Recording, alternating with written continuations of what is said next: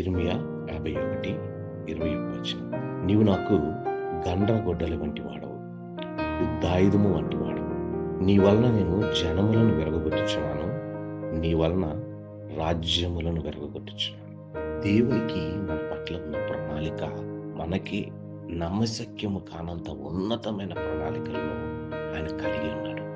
నీవు నాకు గండ్రగొడ్డలి వంటి వాడు అని దేవుడు మాట్లాడుతూ ఉంటే, అపవాది మనని మన బలహీనత మీదకి, మన గతం మీదకి, శక్తిహీనత మీదకి దాన్ని మనకు చూపిస్తూ మనల్ని నిరుత్సాహపరుస్తాడు. ఆయన మనం ఏమై ఉన్నామో అన్నది కాదు చూసేది, నిన్ను ఏమి చేయనున్నాడో, నీ పట్ల ఆయన ప్రణాళిక ఏమిటై ఉందో అది ఆయన మాట్లాడచ్చు, బలపరుస్తూ శక్తినిచ్చి ఉంటాడు.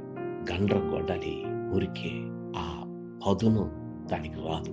అది అనేకమైనటువంటి దెబ్బల చేత, అగ్ని చేత సానబెట్టబడవలసి ఉన్నది. అప్పుడే అది బలమైన యుద్ధ ఆయుధము వలె తయారవుతుంది. పొలుదువాడు ఆయనే, మంట పెట్టువాడు ఆయనే, దెబ్బలు కొట్టువాడు ఆయనే, సాన పెట్టువాడు ఆయనే. చివరికి మనల్ని గండ్రగొడ్డలిగా ఒక యుద్ధ ఆయుధముగా చేయువాడు ఆయనే.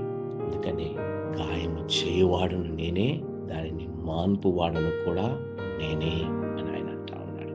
ఎందుకంటే మనలో దేవునికి అయిష్టమైనది, సమర్పణ చేసుకోలేనటువంటిది ఏదైనా ఉంటే దానిని తీసివేయుట కొరకై ఆయన కొంచెం గాయము చేయువాడై ఉన్నాడు.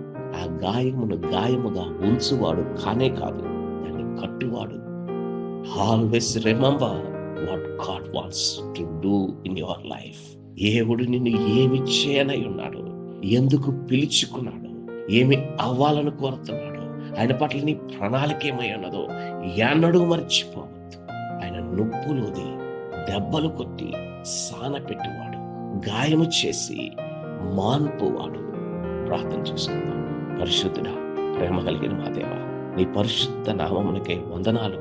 ఎంత గొప్ప దేవుడవు నాయన. మేము ఏమై ఉన్నామో చూస్తాం. సాతానుడైతే మా గతాన్ని మాకు మరలా గుర్తు చేసి నాయనా క్రొంగదీస్తాడు.